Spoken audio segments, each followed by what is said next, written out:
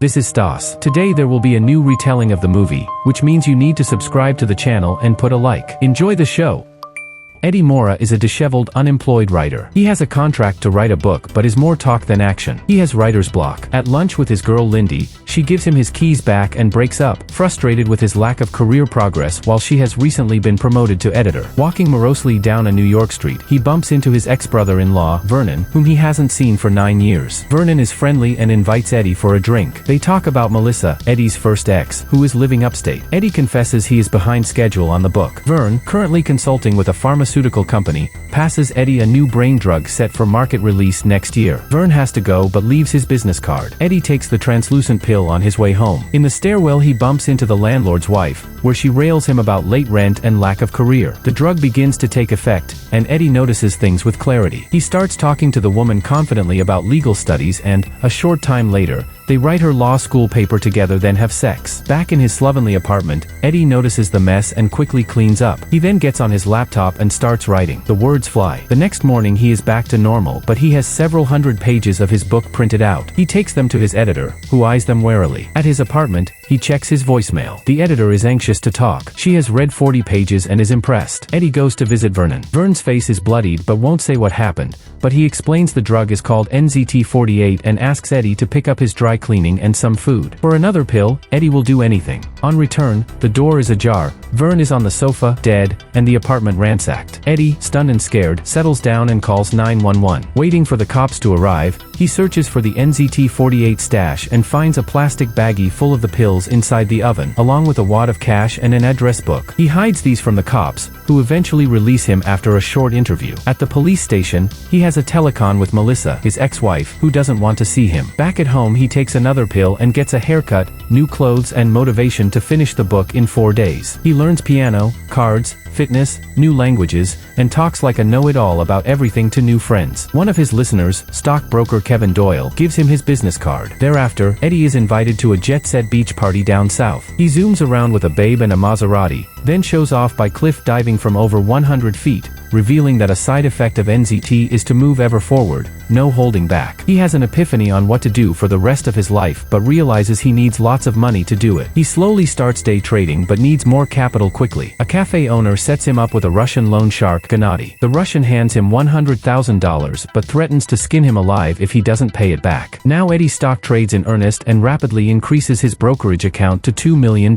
Job offers and reporters call. Kevin Doyle offers a meeting with elite entrepreneur Carl Van Loon. At dinner, Lindy is impressed with the new Eddie. They reconnect. Eddie's photo appears in the paper as a mystery trader. A man in a tan coat seems to be spying on them. At night Eddie is nervous, sensing something. Eddie meets corporate raider Carl Van Loon in a restaurant. He jokingly claims medication as his secret, then expounds on his knowledge and hints at a formula based on mass psychology. In a limo, Carl tests Eddie by asking him to review a file of different companies. Eddie gleans there is a major merger in the works. Carl dropped off Eddie in Chinatown and invites him the next day for another meeting. Walking, Eddie loses track of time, an emerging side effect of NZT. Among disjointed events, he recalls Bruce Lee movies to help him battle a gang of muggers in a subway station. He then ends up in a bar and meets new friends and have a blonde woman. 18 hours later he finds himself back to normal, limping but without memory of recent events. His can of NZT48 is nearly empty and he can't decipher the corporate files anymore. He calls to beg off the meeting with Carl but Kevin convinces him to attend. Carl asks him about Hank Atwood, a corporate rival who came from nowhere to prominence 2 years ago, but on the TV Eddie notices a news item about the murder of a blonde woman in a hotel the previous day. He excuses himself and vomits outside, fearing he may have killed the girl during his blackout. Fearful of NZT's side effects before taking another pill, Eddie tries to find Vernon's other clients to understand more, but each phone call is a dead end, with users either dead or hospitalized. The next call he makes coincidentally rings the phone of the tancoat tough guy sitting on the other side of a parquet. Eddie realizes the connection first and makes an escape. He meets his ex-wife Melissa in a cafe. She is a strung-out junkie who admits she took NZT too, but stopped taking it when she realized no one could operate at that level of mental activity Gennady without bad consequences, then found out from Vernon that other users had died. Now off of it for 2 years, she cannot concentrate for more than 10 minutes and her life is a mess. She urges him to taper off slowly as cold turkey kills. She walks away with a pronounced limp. Russian loan shark Gennady finds Eddie and demands his money. In rousting Eddie, he spots a dropped NZT pill and takes it. He feels good and, after getting his $100,000 back, lets Eddie go. Eddie, sick and bedraggled, staggers into Lindy's office. He tells her everything, admits he needs the drugs, and admits hiding his main stash in her house. Leaving Eddie collapsed on the floor of her office, she recovers the plastic bag herself, but in the taxi coming back, the man in the tan coat from the Parquet attacks. He viciously kills 2 bystanders that try to help her as she runs off and hides in Central Park. She phones Eddie, who encourages her to take one of the pills. Under its influence, Lindy escapes by using a ice skating girl as a weapon, gashing the face of the tan coat man. Eddie and Lindy sleep together, but in the morning she dresses and is somber. She wants nothing more to do with NZT. Eddie says he needs more time with it to set things up. Lindy leaves him. Once again Gennady meets Eddie, this time wanting more pills. Afterwards, Eddie hires 2 bodyguards. He meets Carl again, looking and acting sharp, and is put in charge of brokering the largest corporate takeover in history. Eddie has figured out the proper dosage to take, remembering to eat and sidestep alcohol to avoid blackouts. He orders up tailored suit with imperceptible compartments to hide his pills,